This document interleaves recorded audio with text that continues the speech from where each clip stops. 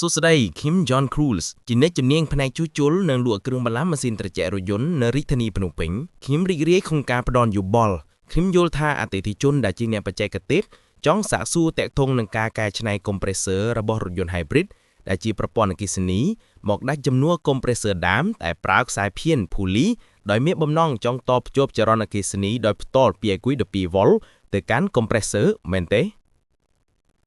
ជំទាស់សំណួរនេះខ្ញុំសូមផ្ដល់ព័ត៌មានដែលត្រឹមត្រូវនិងសូមគូបញ្ជាក់អំពីបញ្ហាសុវត្ថិភាពជាចម្បងចម្លើយគឺมันអាចធ្វើបានទេហើយវាមានគ្រោះថ្នាក់ខ្លាំងណាស់ការកែច្នៃក្នុងលក្ខណៈនេះគឺมันអាចធ្វើបានទេ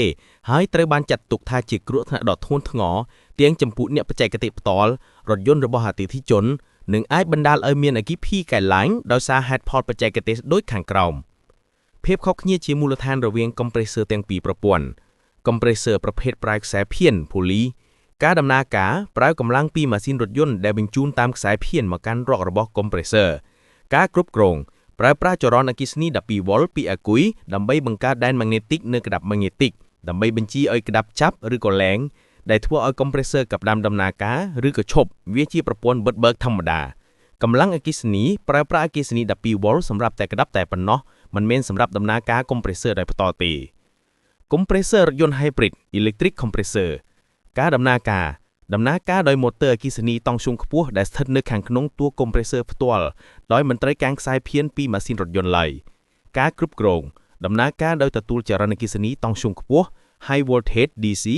ដែលអាចមានកម្លាំងរហូតដល់200ទៅ400 វ៉ុលឬលើសពីនេះពីអាគុយ hybrid តាមរយៈឧបករណ៍ដែលហៅថា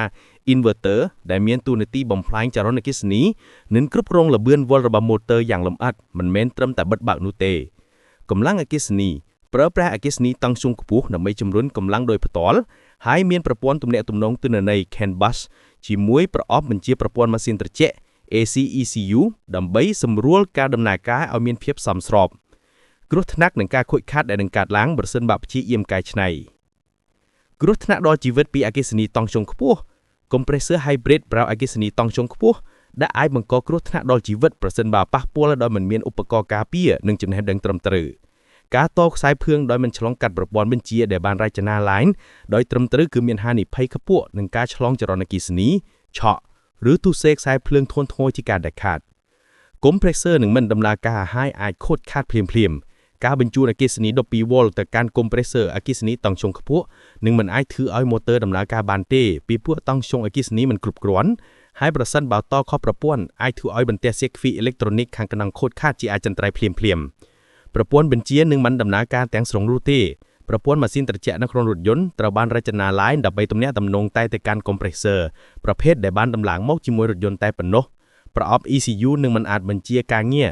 ឬទទួលដឹងពីស្ថានភាពរបស់ compressor ដែលត្រូវបានកែច្នៃដាក់ចូលបានទេធ្វើឲ្យប្រព័ន្ធម៉ាស៊ីនត្រជាក់ទាំងស្រុងមិនដំណើរការហានិភ័យនឹងការផ្ទុះនឹងអគ្គិភ័យប្រសិនបើព្យាយាមតដោយផ្ទាល់ពីប្រភពអគ្គិសនីតង់ធ្យង់ខ្ពស់ដោយមិនឆ្លងកាត់ inverter នោះនឹងមានប្រព័ន្ធគ្រប់គ្រងសម្ពាធក្នុងប្រព័ន្ធម៉ាស៊ីនត្រជាក់នោះទេ compressor អាចនឹងដំណើរការពេញកម្លាំងគ្រប់ពេលរហូតដល់សម្ពាធឡើងខ្ពស់លើសពីកំណត់ដែលអាចបណ្ដាលឲ្យទូយោម៉ាស៊ីនត្រជាក់កញ្ច្រែងត្រជាក់ evaporator ឬកញ្ច្រែងក្តៅ condenser ទទួលបានហើយការទុស្សេខ្សែភ្លើងនៃប្រព័ន្ធអគ្គិសនីតង់ធ្យង់ខ្ពស់មានហានិភ័យខ្ពស់ក្នុងការបង្កជាអគ្គិភ័យឆេះរថយន្តការណែនាំពីអ្នកជំនាញដើម្បីសុវត្ថិភាពនិងប្រសិទ្ធភាពខ្ពស់បំផុតសូមជ្រើសរើសយក compressor ឲ្យត្រូវនឹង model រថយន្តជានិច្ចការកែច្នៃឆ្នងប្រព័ន្ធគឺជាទង្វើដែលមិនគួរធ្វើជាដាច់ខាតនៅ John Cruise យើងមានគ្រឿងបន្លាក់ម៉ាស៊ីនត្រជាក់រថយន្តដែលមានគុណភាពខ្ពស់ជាច្រើន model រួមទាំង compressor ម៉ាកល្បីៗដូចជា Denso, Sanden និង ម៉ាក Fin ទៀតដែលបានទទួលស្តង់ដារពីរោងចក្រផលិត OEM ដែលអាចទទួលជាបានលើគុណភាពនិងសុវត្ថិភាព